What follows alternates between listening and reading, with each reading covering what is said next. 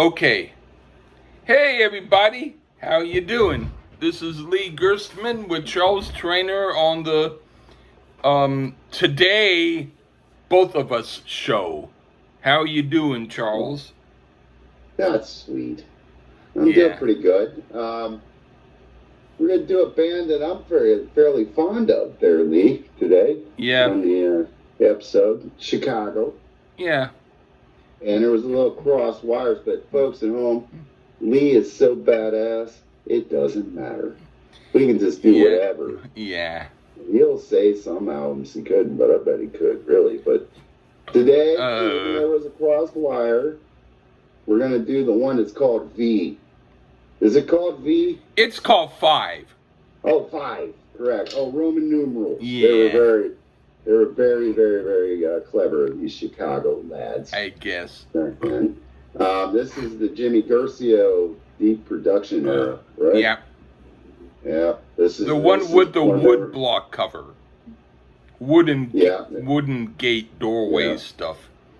This is their very first single release, because their first 3 were double, and then the 4th one was a 4-album set. So this was their, I guess, honing it down to 1 album. I noticed that because there wasn't a lot of 18-minute songs. Yeah. I think the longest songs were about 6 minutes, and in those earlier Chicago albums, I still think Chicago Transit Authority is the must listen of the 70s output, but maybe this one is close. This one is close. It could be. In fact, with some people who don't know about the first album, they heard this verse. So this is a little more. It gained more popularity, but over time, I think people might listen to the first one more now. Yeah, but that one features a lot of long songs and this and that. This is more concise for them in this period, but I mean, it's Chicago. I love them. Terry Kath, I think, is one of the most underrated guitar players of all time. Yeah. Peter Cetera, I think, is one of the most underrated bass players of all time, and I think it shines through on this record on a lot of songs. And Robert Lamb, I mean, but I look at Chicago like this. Robert Lamb, in this period, was on fire as far as songwriting. Yeah. But then in the 80s, he just fell off.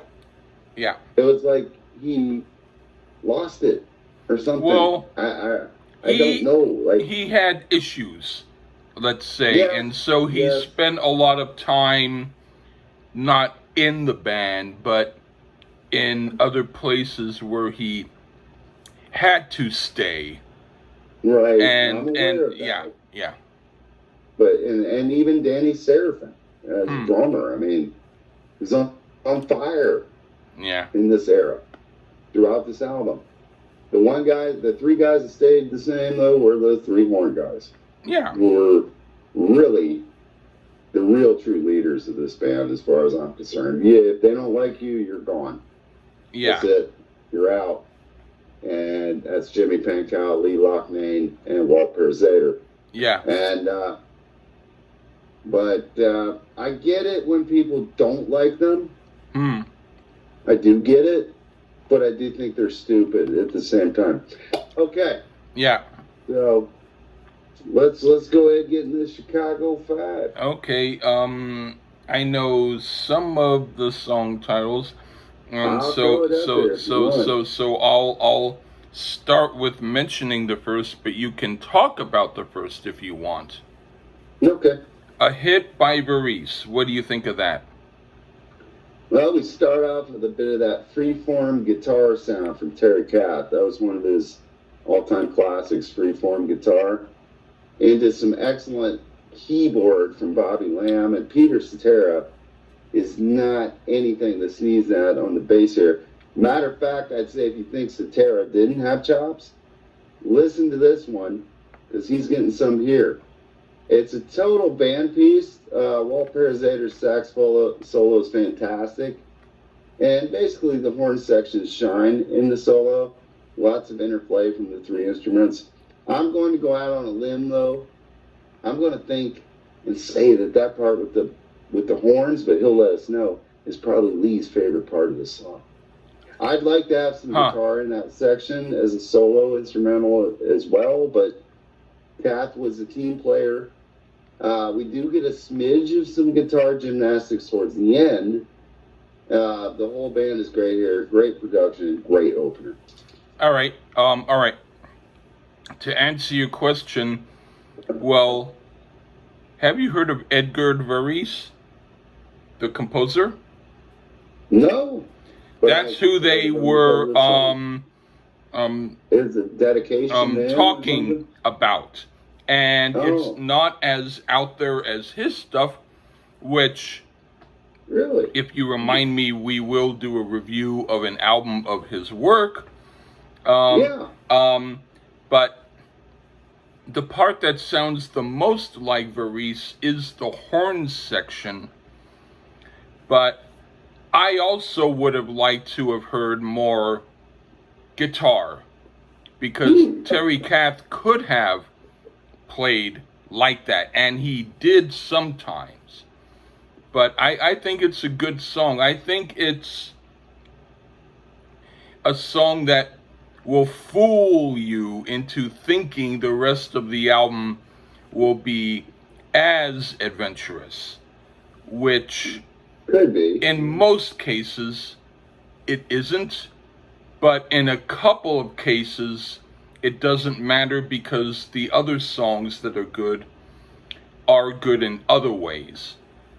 So I do like this as one of my favorites on here. Okay. Now the next song is All Is Well, right? Yep.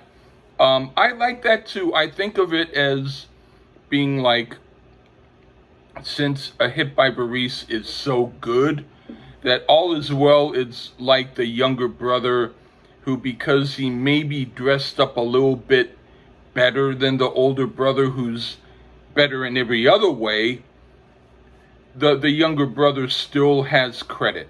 And it is a good song, and it does have its complex moments, especially with some of the horn parts. So overall, I think it's as good of a song, but it pretends to be more of a pop song, which it kind of isn't. So it's like that juxtaposition, which sometimes makes me feel a little bit like maybe they should have stopped the pretense of the pop, but it does work, and I do like it. What do you think? Another Robert Lamb composition. The vocal harmonies in parts, definitely tipping the hat to the Beach Boys a bit, I think. Lamb does step up eventually, though, into the lead vocals, and it reminds you here that, hey, I can sing some lead, too. We've got a smooth voice for sure. It works great here. Danny Seraphin, wow. This is when he could play, and he does here for sure. The horns are brilliant on this one. By the way, he might be able to play still. I know he's got his own Chicago band. He probably got his chops back, but there was a point where they chose drum machines. But he was awesome here, and the horns are brilliant on this. Slightly more mellowish compared to the opener, and a little less jazzy compositionally. I did think it was yet another good one, and it's mellow gold, man. Mellow gold. Okay. The third one is Now That You've Gone. What do you think of that one? A James Pankow composition, our favorite trombone player ever, sung by the incomparable Terry Kath. It opens with a slamming drum work, again from Danny Seraphin. It's got a bit of a funkier feel to this one. And Sotero's vocals come through rather prominently in the chorus section on the backing. Pretty sure being it's a Pankow track, that's why it's rather horn heavy and highlights them quite a bit. But it's really tight, the work the horns do here, so it works. I'm not sure I like this quite as much as the previous Lamb compositions, It's really hard to say. But is it so much worse? No, not really. But at this point, it is kind of a filler track. But Kath and Cetera can make a shampoo bottle ingredients sound good. And it's a pretty good jam type song. All right, yeah.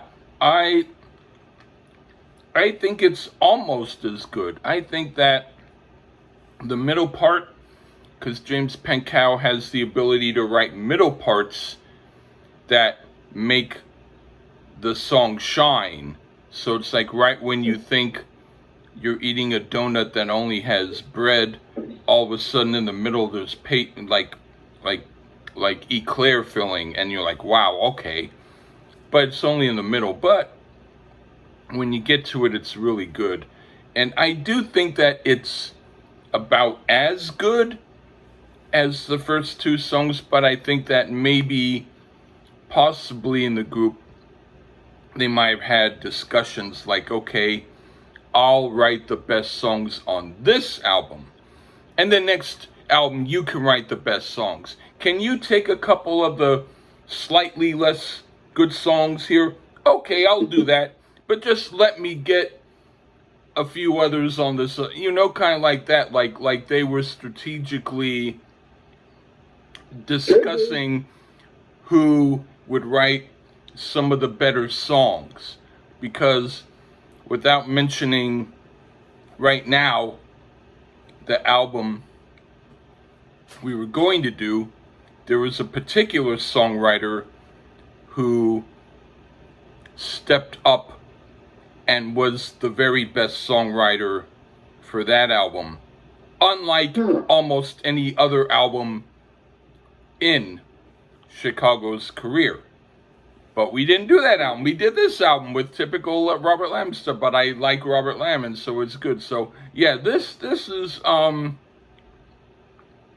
a good song by James Pankow.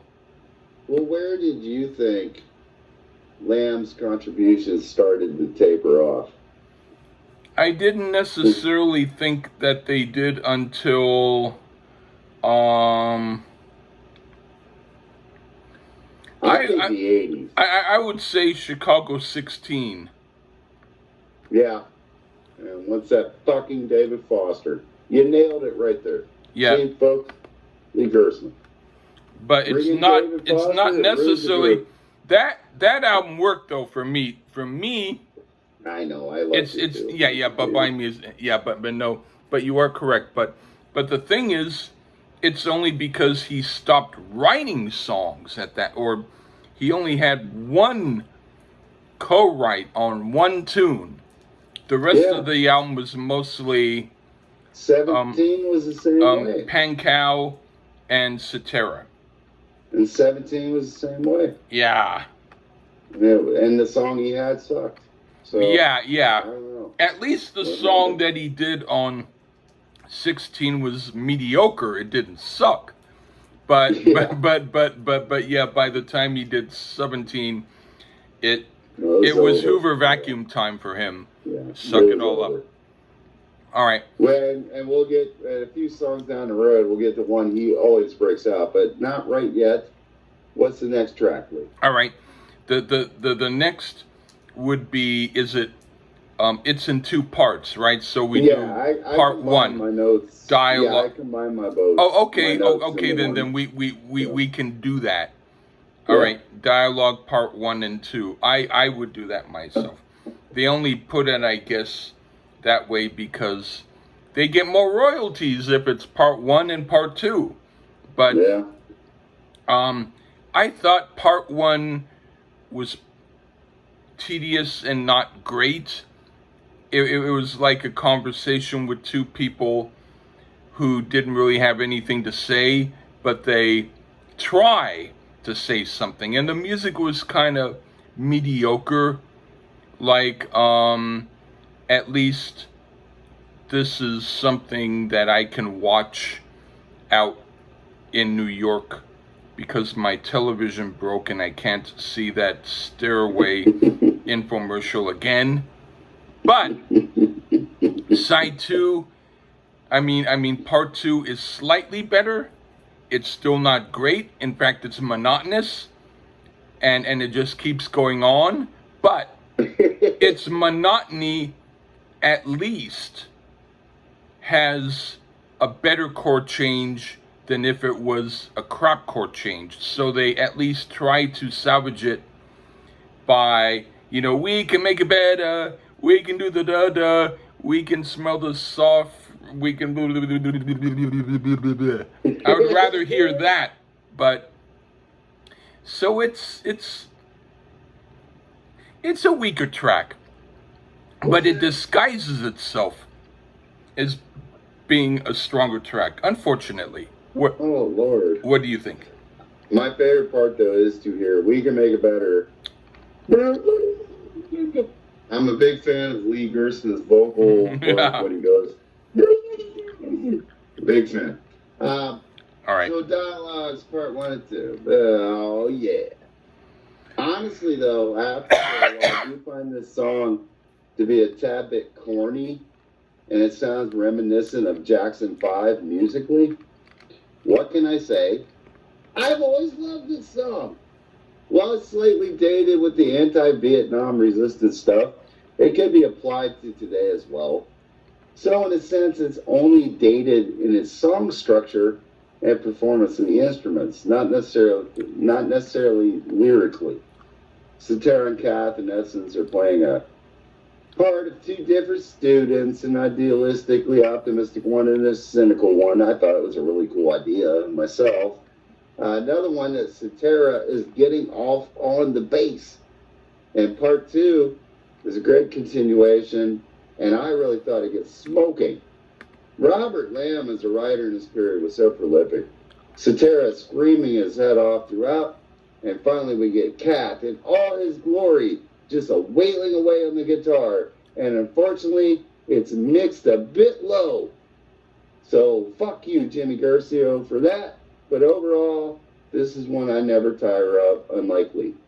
Okay. All right. So, I already know what you think of the next song, and it's different than how I think of it. But what do you think of While the City Sleeps? You see, it sounds like this, and I just wonder what in the blue hell happened with Robert Lamb. I already asked earlier. He was on fire in this period, and with his writing, in the 80s, he just disappeared. Peter Cetera plugs his bass into a wah-wah pedal here, and man, it sounds great. This one has some drive to it as far as the song goes. This one is a head bobber. Just has a kind of flow to it. Great guitar solo again, but man, I wish they would have mixed his guitar a little higher. It's a little too low. It isn't like he couldn't have great playing because he was Terry Kath after all. The highlight though is the swag that goes to this one, and the bass sound is tremendous. And I liked it. Another good one here. Huh. Wow, I thought you wouldn't. I apologize because I think it's really good, and I think it's one of the best songs on the album. Yeah. And it's even more complex than some of the other songs. And it's hard to play on piano. I've tried. It's hard. So kudos to them for doing that, but it's not hard to make something hard for me to play on piano, because even though I solo a lot, I do it based on my own stuff. When I have to follow what somebody else does, then it's difficult. Lee, we've talked about this band before on your show and on other shows. Everybody but Cetera and Kath were music majors in college. I mean, these guys are like, yeah, including Lamb. I mean, these guys are like university educated on music. So for Robert Lamb to come with something that would be hard for you to play, well, I mean, yeah, if you even attempted it, that's a big thing. So yeah, kudos to you. Yeah, but why? He's not like a piece of shit on the piano by far. Yeah, and he can play. Yeah, so it's I dig it. And then you thought I wouldn't for some reason. Isn't that crazy? Yeah, sorry. But It's okay. But I guess we'll make up for it when We I probably talk will, right here. about Saturday in the Park, which it's okay if I were with a really awesome lady partner who treated me to a whole lot of good food and a lot of hugging and kissing.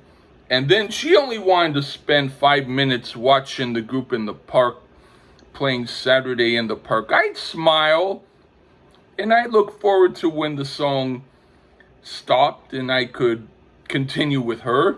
But for that type of song, it's not bad. It's mildly pleasing. It's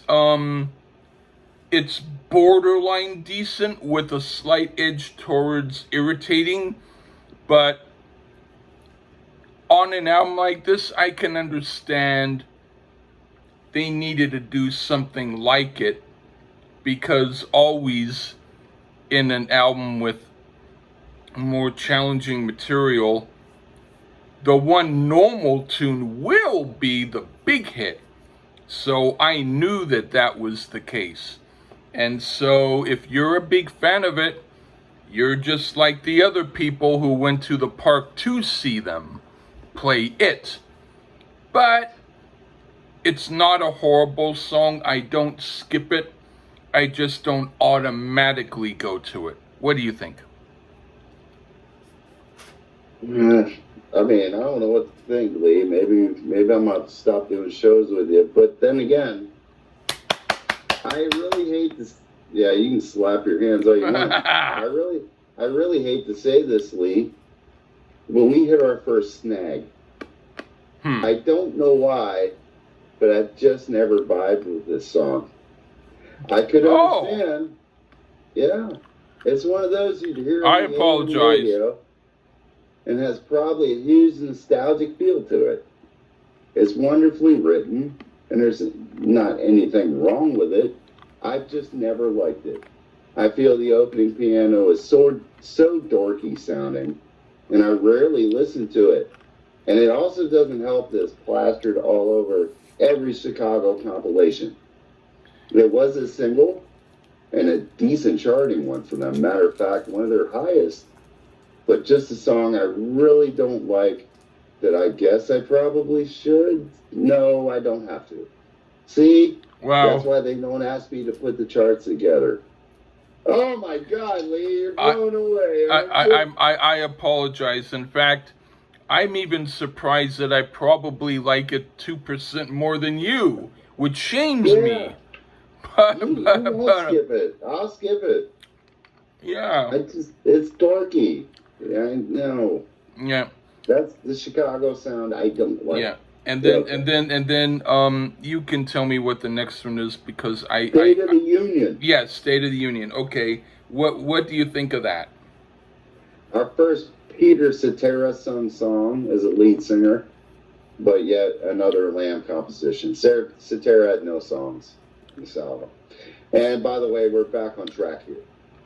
Man, I almost feel guilty about Saturday in the Park. Not really. This is another political type track here, but Cetera actually sings it in a slightly different register for him, so it's a bit lower for him at this point. This is almost like a rock and R&B song. Is there such thing as rock R&B fusion? Yeah. But this would be it. Once again, Cetera shining on that bass, and it is too bad he gave up on that instrument. Longest single track here, but it breezes by with the wonderful horn section just going off. Of course, Cat buried in the mix again. What a damn crime against humanity that is.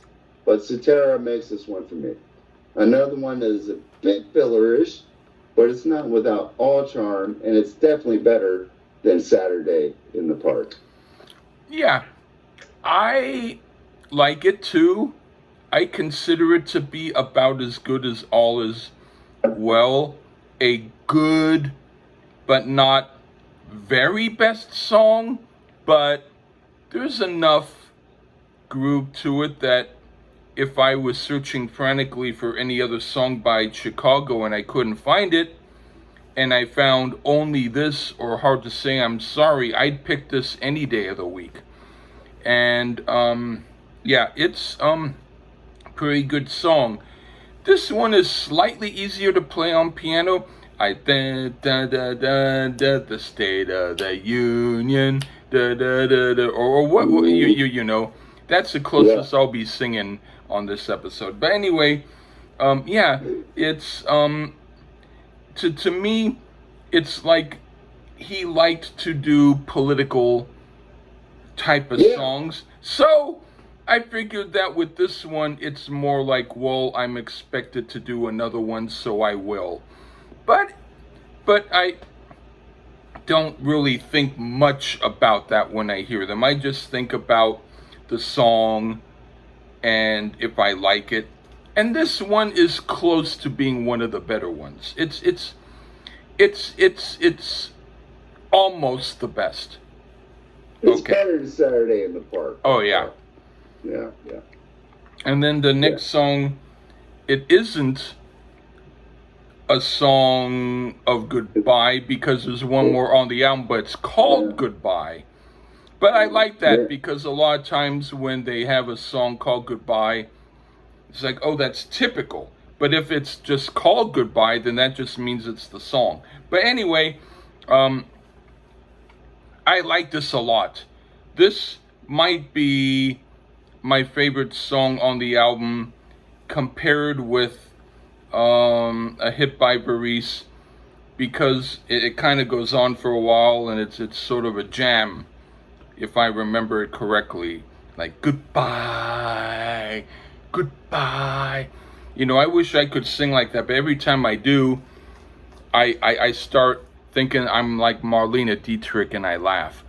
So it's hard for me to do that. But yeah, this one's good. I would say I would have thought that this could have been actually a good album closer, but I still, only because of the next song. But I do like it in its place on the album. What do you think? Well, in the Robert Lamb Bonanza, which is this album, we hear our last track from him here. And once again, he handed off lead vocals to Cetera. The opening section is so jazzy. Seraphin is locked in with those drums. Matter of fact, overall, it's a pretty jazzy composition, which is not so much my thing overall. But I overlook Chicago, but it's on. I do know it's fabulously played, though. But, unlike you, Lee, this one missed with me ever so slightly. Okay. And not another long one here at the 6-minute mark that just seems an excuse to show off their abilities, which we already know they are there. Slightly boring. Probably the one I least like the least outside of Saturday in the Park, maybe. But because it just seemed like a bit show off, actually. You know, like, we can play. Yes, we know. But is it the worst song I've ever heard? No, because we're doing another album here soon. But okay. Alma Mater is the last one. Yeah, what do you think of Alma Mater? Well, Terry Kath finally gets a song he wrote on here, and it's the last one. And it's acoustic guitar, acoustic piano, German piece. And so, yeah, this is even more boring than Goodbye. Like, it makes Goodbye sound like a Wagner piece. It's kind of cool hearing Kath playing on an acoustic guitar, but it seems like a rather downtrodden type of song to end here. And I know he could do better than this. So, far from a must listen here. Maybe they should have just went with 9 tracks. That's right. I would have ended with Goodbye, even though I thought it was kind of generic. But overall, as an album, this is a really strong album. Yeah, I agree, and I think he probably got the short part of the stick when it came to drawing for straws for who wrote the worst song. And so he probably thought, well, okay, since most of my songs are pretty good, I can write one bad one for you if you really want. And so he probably wrote this with that idea. Because it's like a guy in the valedictorian class saying, fellow students, I just want to say that I think we all, when it comes to what we went through, I think in the essence of things, I think, you know, how we, I mean, you, and then he never gets to the point. And I feel that musically too, it's almost like, okay, what other chord can I do? Well, I'm going to play it on a mellow acoustic guitar and with piano, and they won't know whether or not it works. So, you know, there's much worse songs in Chicago's catalog, but for this album, I would say I occasionally will listen to it if I want to do an all Terry Kath mix, and I want to do, like, what would be an album with all Terry Kath tunes. I would kind of have to put it for the song, for the number of songs, but really, it's like one of the worst songs on the Gene Simmons solo album, which means it's probably one of the 9 worst songs. But anyway, so Even yeah. though Peter Criss is abysmally worse, but yeah. But yeah, but there is. I don't absolutely hate it, but I just don't like it. I'll send you Chicago about, I think it was about 10, 15 years ago. It's called The Essential Work of Terry Kath, and it's all his best work. Okay. So I'll figure out how to get that to you somehow. You'll Right figure on. out how to get it. But Yeah. Chicago 5, even though it was a little mix up there, that is how badass Lee Gersman is, folks. He can just say, fuck it. And I don't care because it's not Hot Streets. And that's cool. I would have to, if you told me to do Hot Streets today, I'd be the same way. I know. But Chicago 5, I think is a strong album. I think it would be one that would, a lot of people have this band, they think, oh, horns and hear the inspiration, which I do like, by the way. But either way, you know, if they hate that kind of sound, I get it. But in the 70s Chicago, no. Check it out, dipshits. If you don't know, this is a musical tour de force. Excellent shit. And guys that could play and sing and do all that shit. And I'm happy that we did it. So, thank you. Yeah. I would have been even happier if we did Chicago 8. But hey, you know, it's all good. Even you would have liked it better. Coming soon down the road, folks. We'll see if it's better than this. But this is pretty damn strong. It's a really strong album. So, compared with I don't like it as much as CTA, but yeah, it's pretty strong. Pretty strong. Pretty much. Okay. It's got Saturday in the Park on it, though. So. Yeah. Which I regained your respect there, because you just assumed I'd like it because apparently I'm a simpleton that likes it spoon-fed to you. And no, that song is weak. All right. Yeah. Is it horrible, though? I won't skip it necessarily on a compilation if I can't get to the button. Yeah. But if I get to the button, please, next song. All right. But we'll work on dialogue 1 and 2 with you down the road. But anyway. Anyway, thanks for having me back. Thank you. Okay, take care, everybody. Bye-bye.